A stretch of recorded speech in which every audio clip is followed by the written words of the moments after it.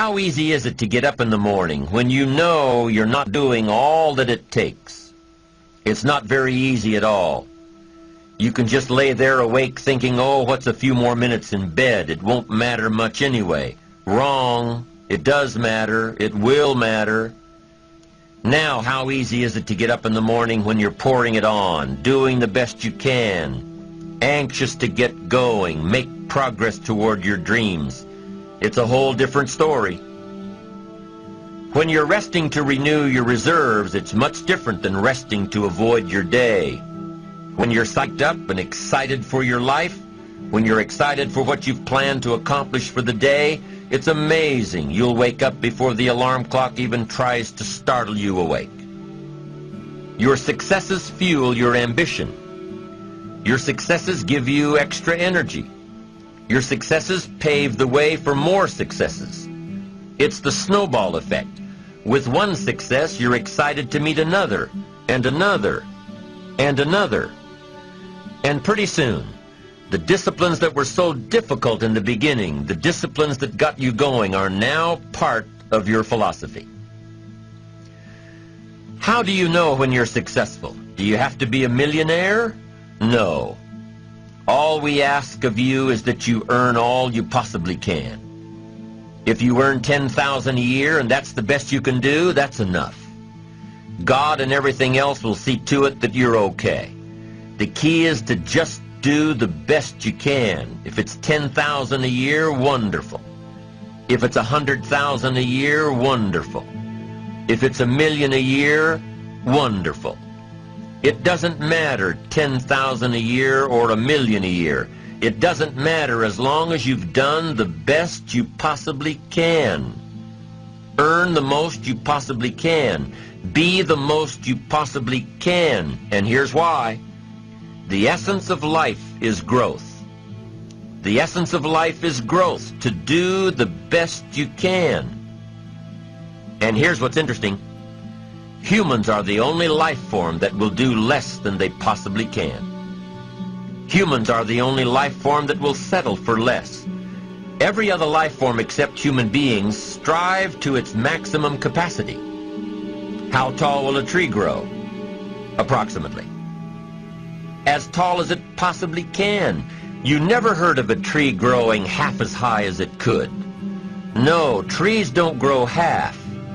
Trees send their roots down as deep as possible, stretch their limbs up as high as possible, produce every leaf possible and every fruit possible. As a matter of fact, you never heard of a human physically growing half. We keep growing until we're done. Now that's a part of life we can't control. It's genetically coded. And that's probably why we keep growing till we're done. Because we can't control that part. It's the rest of our growing that we control. The growing of our minds, the expansion of our minds, that we can control. And that's what tends to get away from us. All life forms inherently strive to their max except human beings. Now, why wouldn't human beings strive to their maximum possibility? Here's why. Because we've been given the dignity of choice. It makes us different than alligators and trees and birds. The dignity of choice makes us different than all other life forms. And here's the choice. To become part of what we could be, enough to get by, or to become all that we can be. My best advice for you is to choose the all. Earn all you can, make all the friends you can, read as many books as you can, develop as many skills as you can, see as much as possible, do as much as possible, make as much fortune as possible, give as much of it away as possible. The max. There's no life like it. I'm telling you, once I got on track, I've never looked back.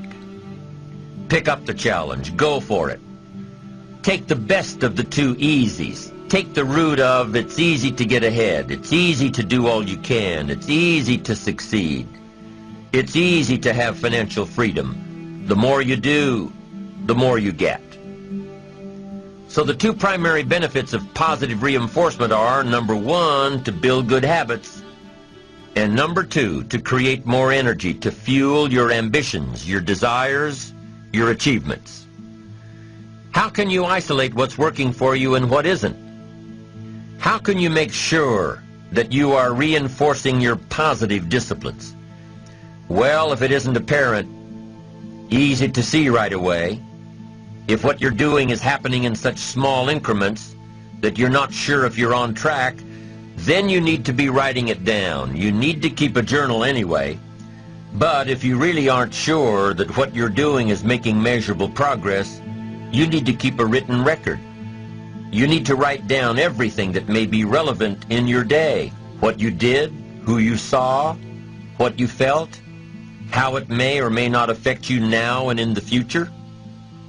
The best way to track your activities of the day is to write them down. The best way to track your activities of the week is to write them down. The best way to analyze your progress through the year is to have written it down. Why? So you can look back on it. Because by keeping a written record of your life, you will be more accountable. By putting into writing the action steps that you have planned, you will easily see what works and what doesn't. Most people just try to get through the day, never writing anything down, never keeping track of their progress along the way, never really knowing if they are doing all they can to reach their goals, to drive their ambition. But gifted people learn to get from the day. They don't let a day end without picking up some valuable experience, some emotional content, some idea that may positively affect their future.